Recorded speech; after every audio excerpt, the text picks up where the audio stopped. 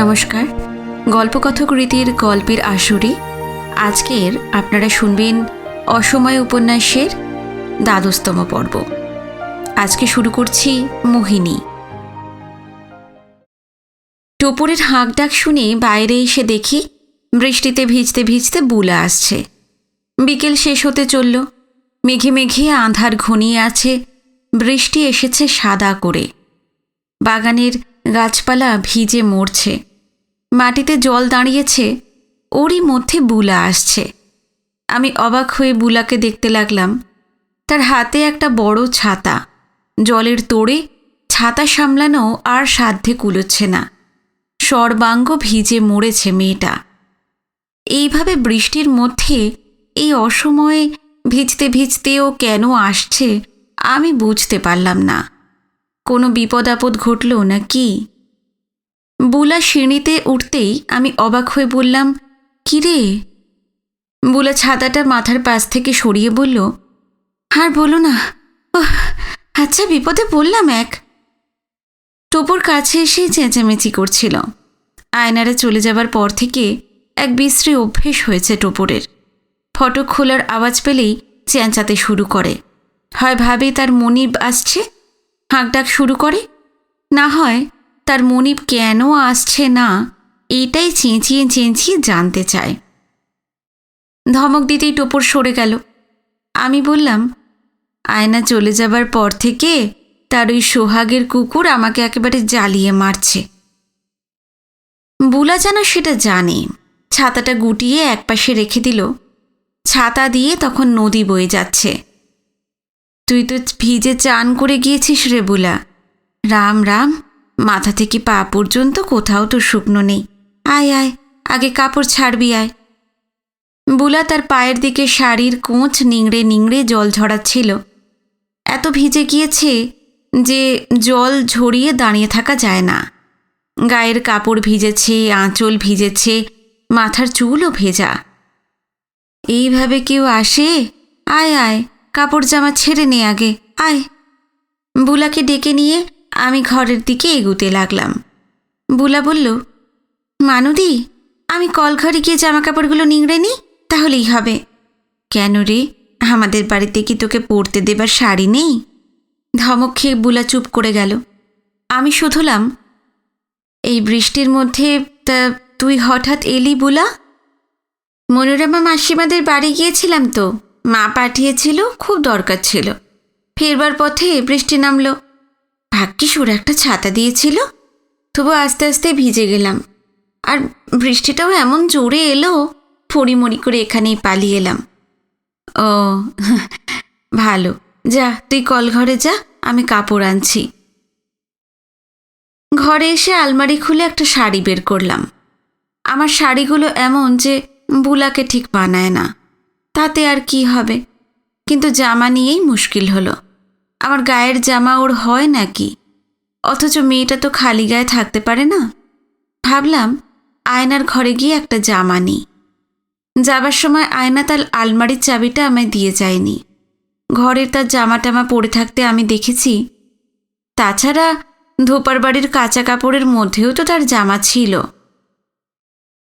মানুষ না থাকলে ঘরগুলো কেমন যেন হয়ে যায়। জ্যাঠামশাইরা চলে যাবার পর থেকে প্রত্যেকটি ঘর সকাল বিকেল খোলা, ধোয়া মোছা, পরিষ্কার পরিচ্ছন্ন করা, সন্ধ্যের দিকে একটু আধটু বাতি জ্বালানো। তবুও ঘরগুলোতে পা দিলেই কেমন মনে হয় কোনো সার নেই, কোথায় যেন ফাঁকা রয়েছে। আয়নার ঘরটাও সেই রকম, সবই আছে, অথচ তার মধ্যে কেমন এক নিঃসার ভাব। বর্ষা বাদলের জন্য ভ্যাপসা গন্ধও হয়েছে। আয়নার একটা জামা পাওয়া গেল। ধোপার বাড়ির কাঁচা কাপড় থেকেই শাড়িও ছিল। আয়নার শাড়ি বুলাকে ভালোই মানাতো, তবু আমি আর শাড়ি নিলাম না, আমারটাই হাতে ছিল। কলঘরের সামনে গিয়ে ডাকলাম, বুলা, এ বুলা। দরজা ভেজানো ছিল। বুলা বোধহয় জল কাদার পা ধুয়ে নিচ্ছে, শব্দ হচ্ছিল জল পড়ার। দরজা ফাঁক করে বুলা আমার হাত থেকে শাড়ি জামা নিল। গা মোছার কিছু পাসনি? বুলাকে এই আধো অন্ধকারে ভিজে কাপড়ে দেখতে দেখতে আমি কেমন অন্যমনস্ক হয়ে গেলাম। এত ম্লান করুণ দেখাচ্ছিল যে মনে হলো ওর সমস্ত লাবণ্য মরে গেছে। বুলা বলল, আছে তো, কলঘরেই আছে। আচ্ছা, তুই আয় তাহলে, আমি আমার ঘরে আছি। ঘরে ফিরে আসার আগে বারান্দায় একটু দাঁড়িয়ে থাকলাম। বৃষ্টির চেহারা দেখে মনে হয় শীঘ্রই তো নয়ই, কতক্ষণে বৃষ্টি থামবে বলা যায় না। এত মেঘ, এত বৃষ্টি যে দেখতে দেখতে বিকেল মোড়ে সন্ধ্যের মতন অন্ধকার হয়ে আসছে। আমার মাথার চুলে চিরুনিটা গোঁজা ছিল। চুল বাঁধতে বসেছিলাম, বাঁধা হয়নি। আলস্য লাগছিল। বার কয়েক আঁচড়াবার পর টোরপোড়ে চেঁচামেচি শুনে বাইরে এসেছিলাম, তখনই বুলাকে দেখলাম। বুলাকে আমি এত কাল ধরে দেখে আসছি, তার অনেক কিছুই আমার জানা, কিন্তু আজ বুলাকে একটু আগে কলঘরের দরজায় দেখার পর থেকে আমার কেমন যেন এক ভয় হচ্ছে, আমি বুঝতে পারছি না। কমলার পায়ের শব্দ শুনে তাকালাম। কমলা কোনো কাজে যাচ্ছিল, এখনো চা খাওয়া হয়নি আমার। কমলাকে তাড়াতাড়ি চা করতে বললাম। বুলা এসেছে, ভিজে একসা, কলঘরে জামা কাপড় বদলাচ্ছে। ওর ছাড়া কাপড় চোপড়গুলো একটু কেচে মেলে দিও তো। কমলা শুনে চলে গেল। ঘরে এসে দেখি বেশ অন্ধকার। জানলা দিয়ে বৃষ্টির ছাট তেমন আসছে না। পূব দিকে ছাট রয়েছে। আমার ঘরের জানলাগুলো দক্ষিণ ঘেঁষে। বাতি জ্বালাবার মতন অবস্থা হয়ে এলো ক্রমশ। বুলা এমন অসময়ে এসে পড়েছে যে ওকে একা একা বাড়ি পাঠানোও যায় না। এক্ষুনি সন্ধে হয়ে যাবে, ঘুটঘুট করবে অন্ধকার। এই বৃষ্টি বাদলা, বাড়িটাও তো কাছে নয় বুলাদের, 1/2 মাইলটাক তো হবেই। কি করে যে মেয়েটাকে বাড়ি পাঠাই কে জানে। বুলা ততক্ষণে এসে গিয়েছে। মানদী, আমার এই ভিজে জামা কাপড়গুলো ওপাশের বারান্দায় মেলে দেব? তুই কি সব কেচে কুচে নিয়ে এলি নাকি? হ্যাঁ। তুই আবার কেন কাচতে গেলি? আমি তো কমলাকে বলে দিলাম। উফ, সত্যি তুই একটা মেয়ে হয়েছিস। বাবা, আমার কাপড় আমি কাচবো না? থাক থাক, ওই নিয়ে তোকে ভাবতে হবে না। তুই রাখ, কমলা যা করার করবে। শাড়ির আঁচল গায়ে জড়িয়ে নিয়ে বুলা আমার কাছে এসে বসল। ভালো করে মাথা মুছেছিস তো? হ্যাঁ, মুছেছি। এইরকম বৃষ্টি দেখে কেউ বেরোয় বোকা? আরে যখন বেরোই তখন তো বুঝতে পারিনি এত জোরে বৃষ্টি এসে পড়বে। বলে বুলা একটু থেমে আমার হাত থেকে চিরুনিটা টেনে নিল। দাও, আমি তোমার চুল বেঁধে দিই। আমি জানালার দিকে মুখ করে বসলাম। বুলা আমার চুল বাঁধতে বসল। আমি বললাম, ওই একটু আঁচড়ে একটা এলো খোপা করে দে। চিরুনি দিয়ে চুল আঁচড়াতে আঁচড়াতে বুলা বলল, বাবা, তোমার কি চুল গো মানদী? হিংসে করে তোর? তোমায় হিংসে করতে হলে আমরা মরেই যাব। তাহলে তোর মরে কাজ নেই। আচ্ছা মানদী, এত ফাঁকা বাড়িতে তুমি কি করে আছো গো? আমি হলে তো ভয় মরেই যেতাম। তুই এসে থাক না, সেদিন অত করে বললাম, থাকলে। বাড়িতে আমি না থাকলে যে মায়ের খুব কষ্ট হয় মানদী। মায়ের শরীরটা একেবারে ভেঙে পড়েছে। বাবলা তো দিনের বেলায় বাড়িতেই থাকে না, রাত্রে ফিরতে ফিরতেও 8-9 বেজে যায়। ও, খুব চাকরি করছে বুঝি? নিজেই খাটছে, কি করবে বলো? বাস অফিসে প্রায় সব কাজই তো এখন ওই করে। আরও 2-5টা কথা হতে হতেই কমলা চা নিয়ে এলো। আমি বললাম, নে চা খা, বৃষ্টিতে যা ভিজেছিস। চা রেখে কমলা মাথা তুলতেই বললাম, একটা আলো জ্বেলে দিয়ে যাও না কমলা, বেশ অন্ধকার হয়ে গেছে। আর জানালাটা দেখে নাও তো, ছাট এলে ভেজিয়ে দিও। কমলা জানালার খানিকটা ভেজিয়ে আলো আনতে চলে গেল। বুলা বলল, মানদী, জ্যাঠামশাইয়ের কোনো খবর পেলে? আজই চিঠি পেয়েছি রে। ও, কি খবর? ভালো নয় রে। ও, তুমি কি সচিতার কথা বলছো? হ্যাঁ, ওকে হাসপাতালে ভর্তি করে দিতে হয়েছে। আচ্ছা মানদী, সচিতার অসুখটা ভালো নয়? আমি মুখ ঘুরিয়ে বসলাম। কমলা আলো দিতে এসেছিল। কমলা চলে গেলে আমি বুলার দিকে তাকিয়ে বললাম, তুই কি করে জানলি বুলা? আমি তো শুনেছি। আমার চা খাওয়া শেষ হলো। বুলাও আস্তে আস্তে চা খাচ্ছে। বৃষ্টির শব্দ থামেনি, সন্ধে হয়ে গিয়েছে। আমি বললাম, বুলা, তুই আজ আর বাড়ি ফিরতে পারবি না। সত্যি মানদি, দেখো বৃষ্টিটা এখনো থামছে না। আর থেমে গেলেও এই জলকাদায় অন্ধকারে যাবে কি করে? সে আমি চলে যেতে পারবো, একটা বাতি নিয়ে নেব। দরকার কি, তুই আজ বরং থেকে যা। বৃষ্টি কমুক, কার্তিক বরং সাইকেলে করে গিয়ে একটা খবর দিয়ে আসবে তোর বাড়িতে। না মানুদি, আমি বাড়ি ফিরে না গেলে মায়ের খুব কষ্ট হবে। বাবলা বাড়ি এসে যা করে। থাম, আমায় অত সংসার করা দেখাস নে তো। তুই আমার কাছে রাত্রিটা থাকবি, তাতে কেউ কিচ্ছু বলবে না। তোমার কাছে থাকার জন্য কে বলবে বলো? ওদের কষ্ট হবে বলেই আমি বলছি। বাড়ি তুমি একলা থাকো বলে আমি আজকাল তো কত আসি। বুলার দিকে চোখ রেখে আমি তাকে লক্ষ্য করলাম। আমি জানি বুলা এই বাড়িতে থাকবে না। আজকের এই বৃষ্টি বাদলার মধ্যে সে থাকতে পারত, তবু থাকবে না। বেশ, বৃষ্টি ফিষ্টি ধরে যাক, তারপর দেখা যাবে। না হয় কার্তিক তোকে গিয়ে পৌঁছে দিয়ে আসবে। আমায় পুরোটা এগিয়ে দিতে হবে না মানদি, খানিকটা দিলেই আমি সেটা বুঝব, ঠিক আছে? বুলা চুপ করে গেল। এরপর কিছুক্ষণ আর কথা হলো না। বুলা যেন বসে বসে বৃষ্টি থামার অপেক্ষাই করছিল, আর আমি বুলাকে নিয়ে কত কি ভাবছিলাম। চুপ করে বসে থাকতে থাকতে বুলা হঠাৎ বলল, একটা কথা বলবো মানদি? হ্যাঁ বল। তুমি রাগ করবে না তো? তুই তো রাগের কথা বলতেই পারিস না। না না, তুমি ঠাট্টা করো না। বেশ করব না, বল। সুচিতার অসুখটা এমন খারাপ যে আমি শুনলাম বাঁচবে না। আমি বুলার দিকে চেয়ে থাকলাম। কলকাতায় যাবার পর সুচিতার যা যা ঘটেছে সব খবরই আমি চিঠিতে জানতে পারি। আমার নতুন করে চমকে ওঠার কিছু ছিল না। তবু অবাক হয়ে ভাবলাম, এত খবর বুলা কোথা থেকে পেল?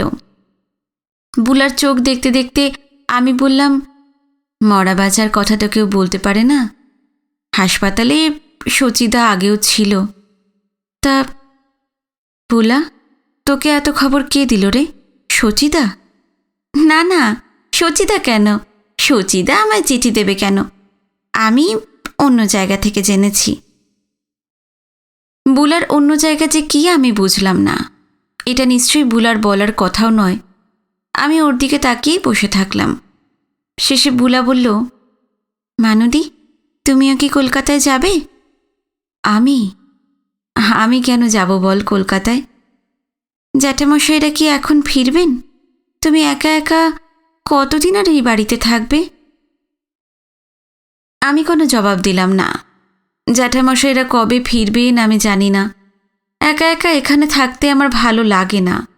তবু জ্যাঠামশাইরা যে কলকাতায় বেশি দিন বসে থাকবেন তাও আমার মনে হয় না। অনেকক্ষণ পরে আমি বললাম, ওদের তো এবার ফেরা উচিত। কি জানি, বলতে পারছি না। বুলা আর কিছু বলল না। বৃষ্টি থামতে থামতে রাত হলো। বুলা যাবার জন্য তৈরি। আবারও বললাম, তুই থেকে যা, আমি খবর পাঠিয়ে দিচ্ছি। কিন্তু বুলা রাজি হলো না। কার্তিককে দিয়ে ওকে এগিয়ে দেবার ব্যবস্থাই করতে হলো। যাবার সময় আমি বললাম, তুই তো এক আধ দিন এসে থাকতে পারিস রে, আমি একা একা থাকি। বুলা একটু হাসল। বারান্দার সিঁড়ির কাছে এসে আমি বললাম, বুলা, তুই কলকাতা থেকে চিঠি পেয়েছিস? মাথা নুইয়ে নাড়ল বুলা। কে লিখেছে? সুহাস? বুলা মুখ নিচু করল। ওরা বাগানে নামল। বৃষ্টি নেই। নুড়ি পাথরের ভিজে রাস্তায় পা বসে যাবার শব্দ হচ্ছিল। কার্তিক বাতি নিয়ে বুলাকে পথ দেখিয়ে চলেছে। ফটক খুলে ওরা চলে গেল। আমার মনে হলো বুলা যে থাকলো না বা চলে গেল তাতে তার খানিকটা অভিমানও রয়েছে। এ বাড়িতে তার থাকবার অধিকার যখন জোটেনি তখন সে একটা রাতও এখানে কাটাতে চায় না। কিন্তু খুব আশ্চর্য যে সুহাস ওকে চিঠি লিখেছে। সুহাস যে বুলাকে আগে চিঠিপত্র লিখত আমি জানি, এখনও যে লেখে আমার তা জানা ছিল না। বোধহয় কোনো দরকারেই লিখেছে। হঠাৎ সুহাস কেন বুলাকে চিঠি লিখতে গেল তাও আমি বুঝে পেলাম না। কলঘর থেকে ফিরে এসে বিকেলের জামাকাপড় ছাড়তে গিয়ে দেখি ঘড়িতে প্রায় ৮টা বাজে। বৃষ্টি নেই, বাদলা বাতাসে ঘরদোর বেশ ঠান্ডা হয়ে আছে। কত যে ঝিঁঝি ডাকছিল, সমস্ত অন্ধকার যেন শব্দ করে ডাকছে। আমার ঘরের জানালা ভেজানো, ফাঁকা ঘরগুলোয় তালা পড়ে গেছে অনেকক্ষণ। কমলা রান্নাঘরের কাজকর্ম সেরে ফেলেছে এতক্ষণে। এই কটি তো মানুষ আমরা, কী বা করার আছে। কার্তিক এখনো ফেরেনি। ঘরের আলোটা আরও একটু উস্কে দিয়ে ঘরের মধ্যেই দাঁড়িয়ে থাকলাম খানিকটা। তারপর বিছানায় এসে বসলাম। কি যে করব ভেবে পেলাম না। জ্যাঠামশাইকে চিঠি লিখব, সুহাসকে লিখব, নাকি আয়নাকে লিখব কিছু। ইচ্ছে করল না। অবিনের চিঠি এসে পড়ে আছে কদিন হলো, তার জবাবটাও লেখা হলো না। ভেবেছিলাম অবিনকে এবার খুব স্পষ্ট করে কটা কথা লিখব। আমার আর সহ্য হচ্ছে না। কদিন ধরেই সেটা ভাবছি, তবু লিখতে ইচ্ছে হলো না। আজ প্রায় মাসখানেক হতে চলল জ্যাঠামশাইরা নেই। এই ২০-২৫ দিনেই আমি বড় নিঃসঙ্গ হয়ে গেছি। এত বড় বাড়িতে একা একা আমার আর ভালো লাগে না। সারাদিন মুখ বুজেই প্রায়। কমলার সঙ্গে আর কত বকবক করব, কার্তিককেই বা অযথা কত ফরমাস করব। কাজকর্মও তো খুঁজে পাই না। ফাঁকা ঘরগুলোতে গিয়ে অকারণে কাজ খুঁজে বেড়াই। সংসারে অনেক সময় কাটানো কাজ থাকে, বর্ষা নেমে গিয়ে তার কোনো উপায় নেই। ঘরে বসে সারা বাড়ি মিথ্যেই ঘুরে ঘুরে, বাগানে পায়চারি করে কিংবা ভাড়ার আর রান্নাঘরে বসেও আমার দুহাত ফাঁকা হয়ে থাকে। নিজের ঘরে এসে বিছানায় শুয়ে থাকি, বইটই পড়ি। আয়নার ঘরে কত কাগজপত্র পড়েছিল, পড়তে এনে ফেলে দিয়েছি, বিরক্তিই লেগেছে। কদিন ধরেই ভাবছিলাম জ্যাঠামশাইকে লিখব যে তোমরা ফিরে এসো। সচিতা তো হাসপাতালে ভর্তি হয়েছে, অযথা কলকাতায় বসে থেকে কী করবে। আয়নাকেও এখন কলকাতায় রেখে লাভ নেই। এই বিপদে আপদে তো তাকে কলকাতায় একা ফেলে রাখার আরেক জ্বালা হয়েছে।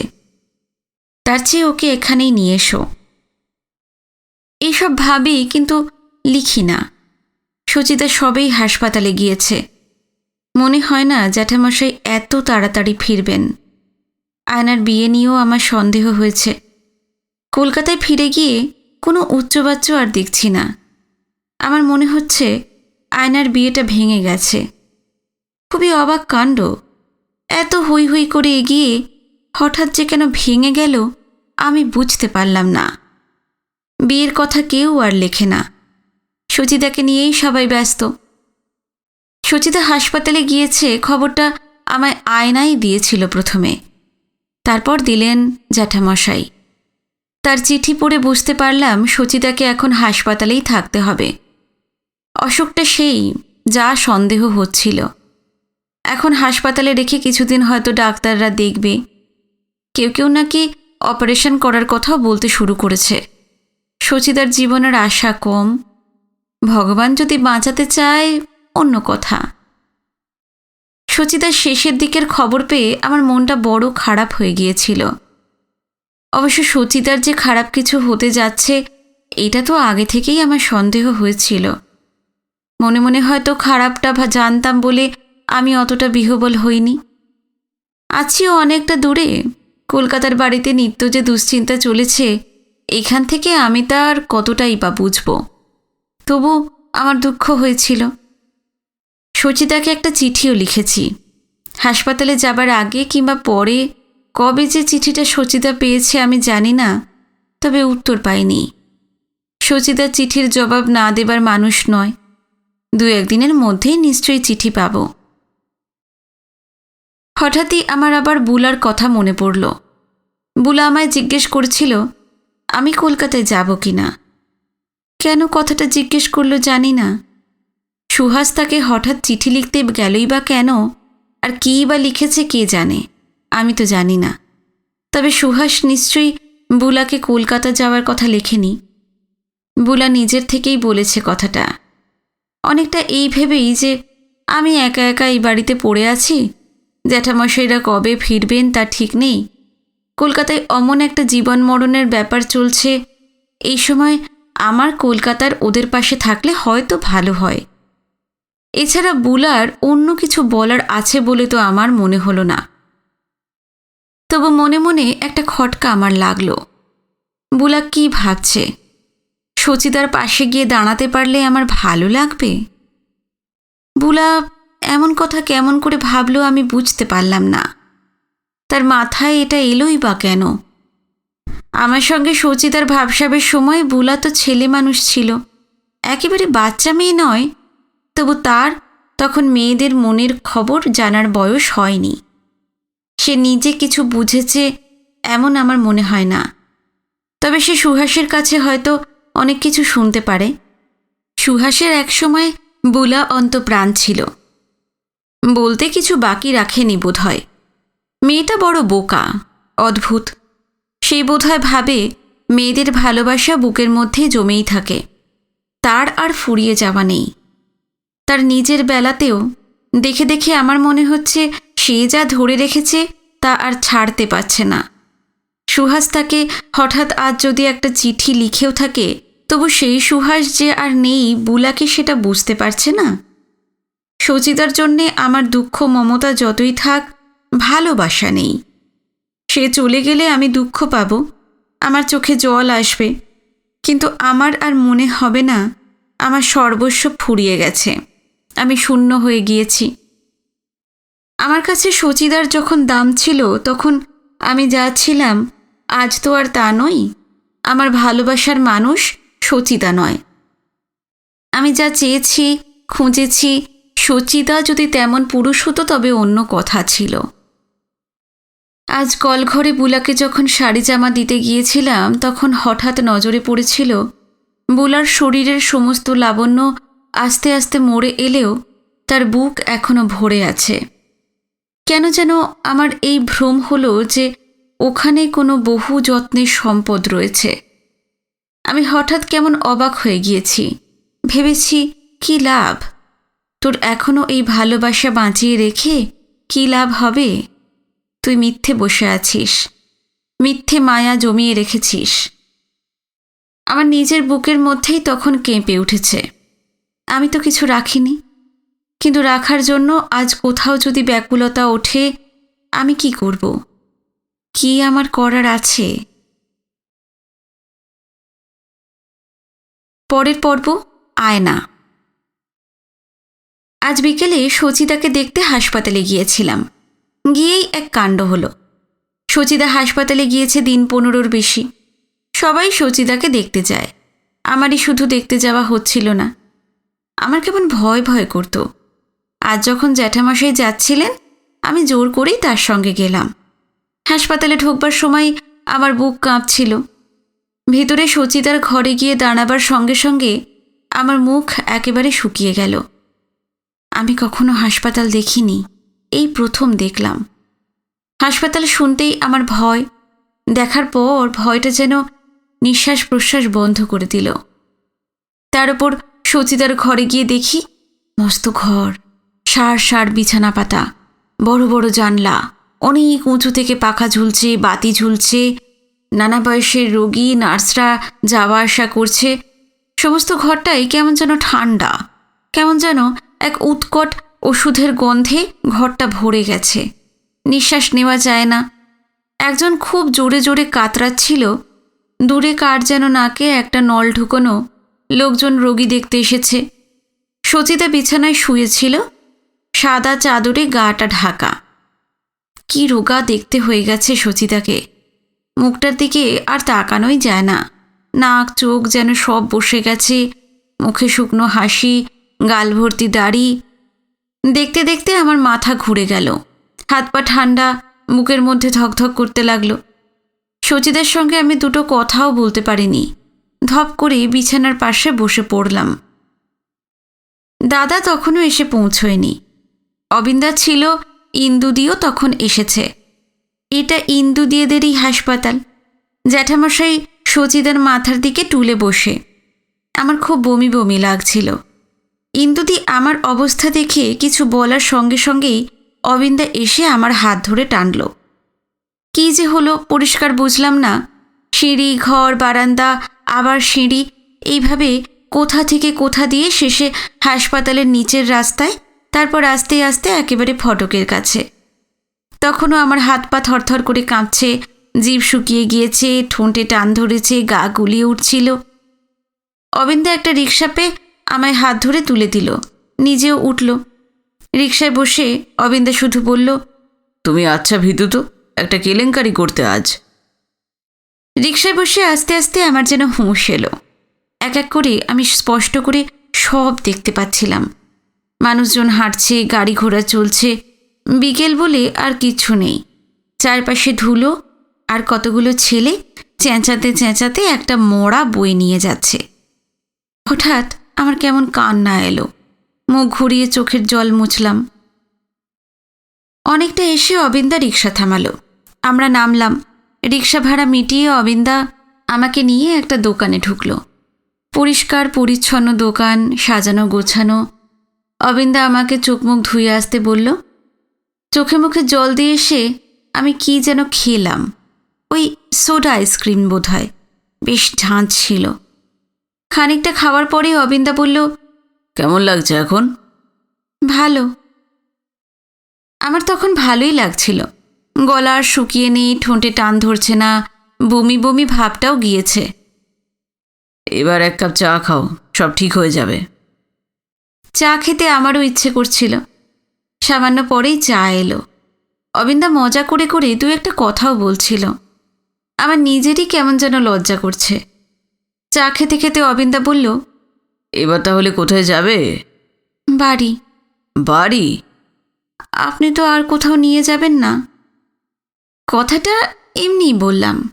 তারপর মনে পড়ল, কলকাতায় আসার পর থেকে আমার বাইরে বেরোনো একেবারেই হয়নি। এক আধ দিন বেড়াতে বেরিয়েছি, ওই যা। সচিতাকে নিয়ে সবাই এত ব্যস্ত রয়েছে যে কোথাও আর যাওয়া হয় না। অবিন্দা আমায় অনেকবার বলেছে তোমায় গোটা কলকাতা চক্কর মেরে দেখিয়ে দেব, কিন্তু দেখাতে পারেনি। সচিতা, বৃষ্টি বাদলা এইসবের জন্য আর হয়ে ওঠেনি। আমার দিকে তাকিয়ে অবিন্দা হাসি মুখে বলল, কোথায় যাবে বলো? যেখানেই হোক।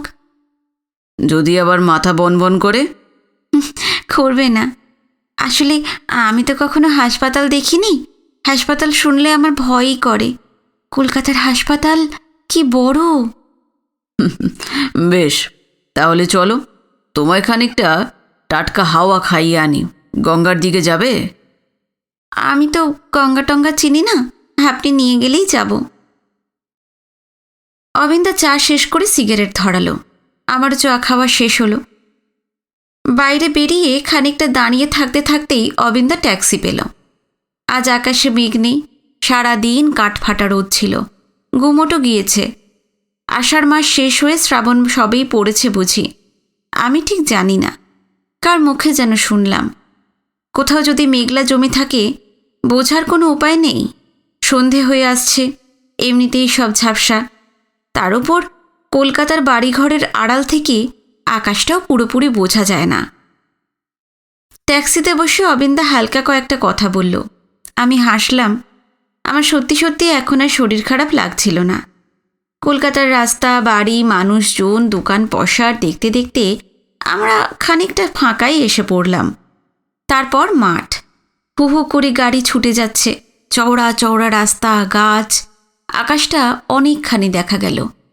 প্রায় অন্ধকারের মধ্যে একটা কালো মেঘ উটের মতন গলা উঁচু করে যেন মাঠের দিকে তাকিয়ে আছে। গঙ্গার ঘাটে ভিড় মন্দ নয়। অবিন্দা আমায় নিয়ে হাঁটতে হাঁটতে শেষ পর্যন্ত ফাঁকা একটা জায়গায় এসে বসল। মাথার ওপর ফাঁকা, পাশে গাছ, সামনে নদী, পায়ের দিকে পাতাবাহারের ঝাড়। নদীর ঠান্ডা বাতাসও আসছিল। অবিন্দা হেসে বলল, কি কেমন লাগছে? খুব সুন্দর, কলকাতায় খুব সুন্দর সুন্দর জায়গা আছে তো? তা আছে 2-4টে, তবে বেশি দিন আর থাকবে না। কেন? অবিন্দা কোনো জবাব দিল না, শুধু হাসল। গঙ্গা দেখতে দেখতে আমি জলের শব্দও শুনছিলাম। ওপরটা একেবারে কালো, জাহাজ দাঁড়িয়ে আছে 2 না 3টে। আমি হাঁ করে জাহাজ দেখছিলাম। নদীতে এক সার নৌকো সারাক্ষণ দুলছে। 2-4টে করে কথা বলছিলাম। আমি জিজ্ঞেস করছিলাম, অবিন্দা জবাব দিচ্ছিল। তারপর আমি যেন কখন চুপ করে গেলাম। নদীর দিকে তাকিয়ে আছি তো আছি, সমস্ত জল একেবারে কালো হয়ে গেছে। আকাশটাও অন্ধকার, ওপারে ধোঁয়ায় ধোঁয়ায় মেঘ হয়ে আছে। সচিদার কথা আমার মনে পড়ছিল। আহারে, বেচারি সচিদা। আমার নিঃশ্বাসের শব্দ শুনে অবিন্দা বলল, কি হলো? কিছুই না, সচিদার কথাই ভাবছি। অবিন্দা একটা সিগারেট ধরালো। সচিদা কেমন দেখতে হয়ে গেছে, তাই না? হ্যাঁ। বাড়িতেও সচিদা এরকম দেখতে ছিল না। হাসপাতালে এসে দেখতে দেখতেই কেমন হয়ে গেল। তাই তো দেখছি। সচিদা আর বাঁচবে না, তাই না অবিন্দা? তোমাদের সচিদা কি কোনো কালে বেঁচে ছিল? অবিন্দা আমার মুখের দিকে কয়েক পলক তাকিয়ে থেকে বলল। আমি ভালো করে বুঝলাম না কথাটা, আবার একেবারে যে বুঝলাম না তাও নয়। সচিতার জন্য আমাদের সকলেরই খুব কষ্ট হয়। আগে আমার এতটা হতো না। কলকাতায় এসে সচিতার কাছাকাছি থাকতে থাকতে আমার এই কষ্টটা যেন বেড়ে গেছে। হাসপাতালে আসবার দিন সচিতা আমার মাথায় হাত বুলিয়ে দিয়ে বলেছিল, দেখ তো কাণ্ড, আমি ভেবেছিলাম তোর বিয়ের খাওয়াটা খেয়ে তবে যাব, তার আগেই যেতে হচ্ছে রে। হ্যাঁ, পাওনা থেকে গেল। আমি তখন কেঁদে মরছি। বললাম, বিয়ে খাওয়া পরে হবে, তুমি আগে সেরে এসো। সেই দিনই দিদির চিঠি এসেছিল সচিদার নামে। চিঠিটা আমি সচিদাকে দিলাম। এসব কথা ভাবলেই আমার বুকের মধ্যে মোচড় দিয়ে ওঠে। আমি যে কেন কলকাতায় এলাম কে জানে। আসার পরের দিন থেকেই বাড়িতে শুধু ডাক্তার আসছে, কত রকমেরই তো ডাক্তার এলো। দাদা আর জ্যাঠামশাই নিজেদের মধ্যে কত কি বলাবলি করতেন আস্তে আস্তে। জ্যাঠামশাই সবসময় আকাশ পাতাল ভাবছেন। দাদার মতন মানুষের মুখেও তেমন একটা হাসি খুশি ভাব দেখতাম না, বড় ব্যস্ত। অবিন্দা প্রায় রোজই আসত। অবিন্দা এলেই একটু আধটু হইচই করতাম, তারপর আবার সব আগের মতন। কলকাতায় আমি যে কী জন্য আসতে চেয়েছিলাম না, কিন্তু আমার কপালে যা আছে তার বেশি আর কি হবে। আমি বললাম, কলকাতায় এসে আমার যা হলো ভালো লাগে না আর। অবিন্দা আমার দিকে তাকিয়ে তাকিয়ে কিছু যেন ভাবল। সিগারেটের শব্দ করে টান দিল, তারপর মজা করে বলল, সত্যি তোমার দিকটায় কেউ আর তাকাচ্ছে না। মানে? তোমার কোনো ব্যবস্থা ট্যাবস্থা? ধ্যাৎ, আমি কি তাই বলেছি? আপনি যে কি না। আমি ভাই স্পষ্টবাদী। স্পষ্টবাদী না মিথ্যেবাদী? আপনি আমায় কত বলেছিলেন কলকাতায় এলে আমায় নিয়ে চষে বেড়াবেন, কত বেড়ালেন। অবিন্দা হো হো করে হেসে উঠল, টোকা দিল আঙুলে। সিগারেটের টুকরোটা ফুলকির মতন সামনে গিয়ে পড়ল। খানিকটা চুপচাপ, তারপর অবিন্দা বলল, আয়না, তোমায় একটা গুরুতর কথা জিজ্ঞেস করি, বলবে? আমি অবিন্দার দিকে তাকালাম। আমাদের পিছন দিয়ে মাঝে মাঝেই লোকজন বেড়াতে বেড়াতে চলে যাচ্ছে। কারা যেন একসঙ্গে গলা মিলিয়ে হেসে উঠল, তার মধ্যে মেয়েদের গলাও আছে। আমি ঘাড় ফিরিয়ে দেখলাম। অবিন্দা বলল, কলকাতায় আসার সময় তুমি জানতে না কেন আসছো? আমি আমি কেমন করে জানব? খুব জানতে, চালাকি করো না। আমি শুনেছি। কলকাতায় এসে আর কিছু শোনোনি তো? না। আয়না, তোমায় একটা কথা বলি। তুমি তোমাদের বাড়ির সবচেয়ে আদরের, তোমার জন্য ভাববার লোক সবাই। তবু তোমার নিজেরও ভাববার বয়স হয়েছে। বাড়ির যারা ভাববার তারা তো ভাববেই, তুমি নিজেও এবার আস্তে আস্তে ভাবতে শুরু করো। আমি অবাক হয়ে অবিন্দার মুখের দিকে তাকিয়ে থাকলাম। অবিন্দা কি হাসি ঠাট্টা করে কথা বলছে, না সত্যি সত্যিই কিছু বলতে চাইছে? সুহাস যে বিয়ের সম্বন্ধটা করেছিল সেটার কথা কি তুমি শুনেছ? আমি মাথা নাড়লাম। ধরো সেটা ভেঙেই গেছে। আমি জানি। কি করে জানলে? আমার মনে হয়। কিছু শোনোনি তো? না, আমায় কেউ কোনো কথা বলুক না বলুক আমি নিজেই অনেক কিছু বুঝতে পারি। কলকাতায় আমরা তো কম দিন হলো না এসেছি। সচিতাকে নিয়ে সবাই ব্যস্ত, উদ্বিগ্ন, তাও বুঝি।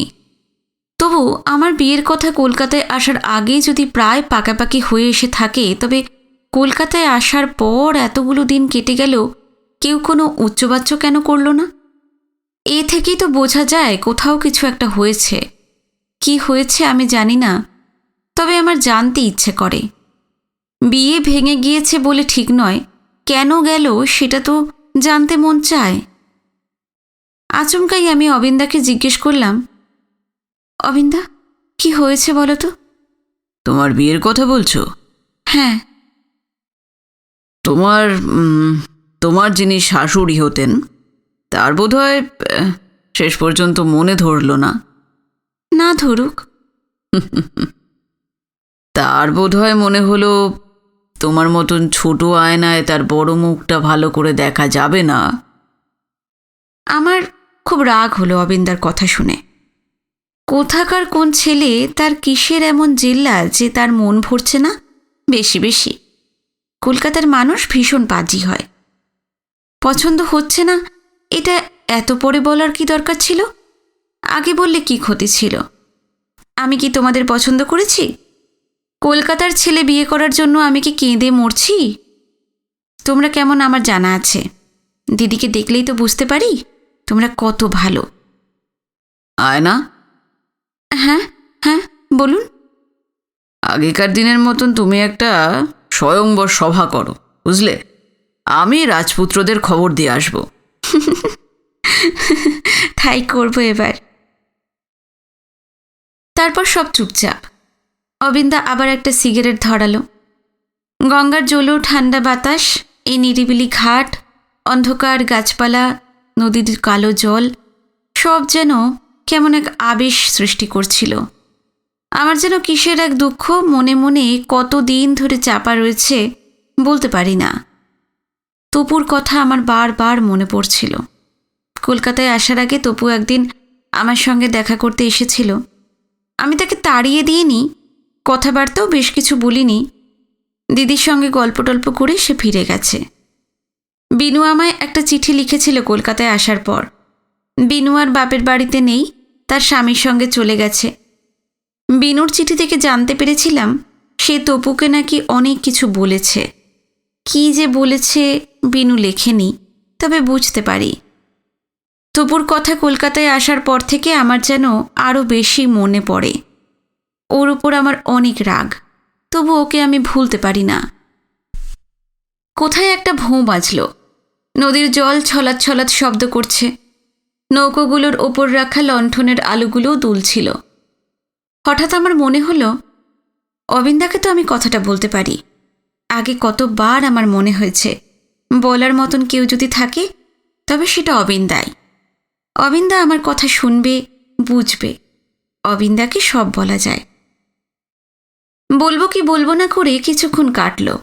লজ্জা হচ্ছিল, আবার ইচ্ছেও করছিল ভীষণ। অবিন্দা যদি ঠাট্টা করে স্বয়ংবর সভার কথা বলতে পারে, তবে আমার বলতে আটকাচ্ছে কিসের? অবিন্দা, আমাদের বাড়িতে আর বিয়ে টিয়ে হবে না। হবে না কে বলল? কেমন করে হবে দিদি? অবিন্দা আমার দিকে তাকিয়ে থাকতে থাকতে মাথা নেড়ে আস্তে করে বলল, জানি। আপনি শুনেছেন? হ্যাঁ, শুনেছি। দিদির ওই আর দাদাও তো। সুহাস বিয়ে করবে না? কই আর? বুলাদিকে আপনার মনে আছে? কে বুলা? ওই যে বুলাদি আমাদের বাড়িতে আসতো, মুখটা বেশ সুন্দর দেখতে। ও হ্যাঁ হ্যাঁ হ্যাঁ, বুঝেছি। দাদা বিয়ে করলে বুলাদিকেই করতে পারত। ইন্দুদিকেও করতে পারে। যা অসম্ভব! ইন্দুদিরা তো খ্রিশ্চান, আপনি জানেন? তো খ্রিস্টানদের বিয়ে হয় না? হবে না কেন? তবে দাদা করবে না। তাছাড়া দাদা যদি বিয়ে করে তবে বুলাদি কি দোষ করলো? এক বাড়ির জন্যে। আমাদের বাড়িটা কেমন যেন অবিন্দা, আমার সব ভালো লাগে না। অবিন্দা সিগারেটটা ঠোঁটের কাছে ঠেকিয়ে বসে থাকলো। তারপরই আচমকা বলল, আর তুমি? আমি? অবিন্দা যেন বুঝতে পেরেছিল। আস্তে করে হাত বাড়িয়ে আমার পিঠের ওপর হাত রাখল। আমি চুপ। আমার ভয় করছিল, লজ্জা করছিল, অথচ বলার জন্যে আমার বুকের মধ্যে ছটফট করছিল। শেষ পর্যন্ত আমি বললাম। তপুর কথা, আমার কথা সব বলা হলো না, তাই কি বলা যায়? আমি বড় ছেলে মানুষ। তপুর কথা বললাম তো বললাম, কিন্তু আমার অমন করে কাঁদার কি ছিল? কতক্ষণ শুধু কাঁদলাম। নিজেরই যখন খেয়াল হলো, চোখ মুছতে মুছতে মরি। অবিন্দা হেসে বলল, উঠে পড়ো, এমনিতেই বোধহয় গঙ্গায় জোয়ার এসছে, তার উপর এত নাকের জল চোখের জল গড়ালে আর কি রক্ষে থাকবে? মুখ মুছে আমি উঠে পড়লাম। অবিন্দাও উঠে দাঁড়ালো। অবিন্দা, আপনি কিন্তু দাদাকে... দাদা দিদি, তোমায় কিচ্ছু ভাবতে হবে না, ওটা আমার হাতে। আমি তোমার দাদার মতন বাজে ঘটক নই। না না অবিন্দা, লক্ষ্মীটি, আমাদের বাড়ি তো আপনি জানেন, আমাদের মান মর্যাদা খুব, সকলেই শক্ত ধরনের। না হলে কি আর দিদি... যাকে, আমি কাউকে কিছু বলতে চাই না। আমার জন্য বাড়িতে অশান্তি হোক আমি চাই না। তোমাদের বাড়িতে একটা ভীষণ রকমের অশান্তি এক্ষুনি দরকার। অবিন্দার দিকে আমি তাকালাম। সোজা পিঠে খুব সহজভাবে হেঁটে যাচ্ছে, যেন কোনো কিছুই গ্রাহ্য করছে না। আমার সঙ্গে অবিন্দা ঠাট্টা করল কিনা বুঝতে পারলাম না। সরু বাঁধানো রাস্তা দিয়ে হেঁটে যেতে যেতে কানে এলো আবার কোথাও মোটা করে ভোঁ বাজছে। সারা নদী জুড়ে কেমন যেন এক মত্ত হাওয়া উঠেছে, গাছপালা কেঁপে উঠছিল। অবিন্দা বলল, তোমাদের বাড়িটা একটা জাদুঘর, বুঝলে? যত পুরনো আর মরা জিনিস সাজিয়ে রাখতে গিয়ে নিজেরাও মরছে। যক্ষের ধন কি তোমাদের আছে জানি না ভাই, যতটুকু আছে তার চেয়ে বেশিটাই যে নেই, এটা তোমাদের আর বোঝানো গেল না। যাকে, একবার কোথাও একটা বড় ধরনের ভাঙন লাগুক, তারপর দেখব।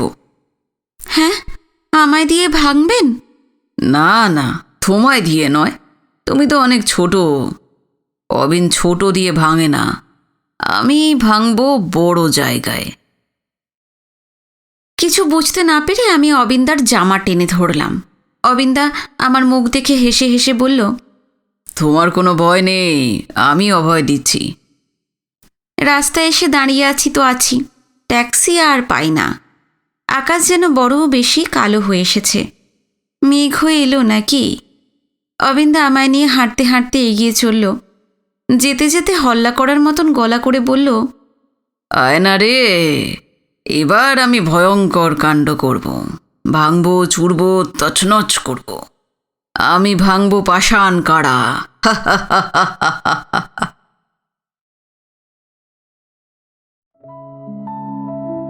আজকের পর্ব এখানে শেষ করলাম।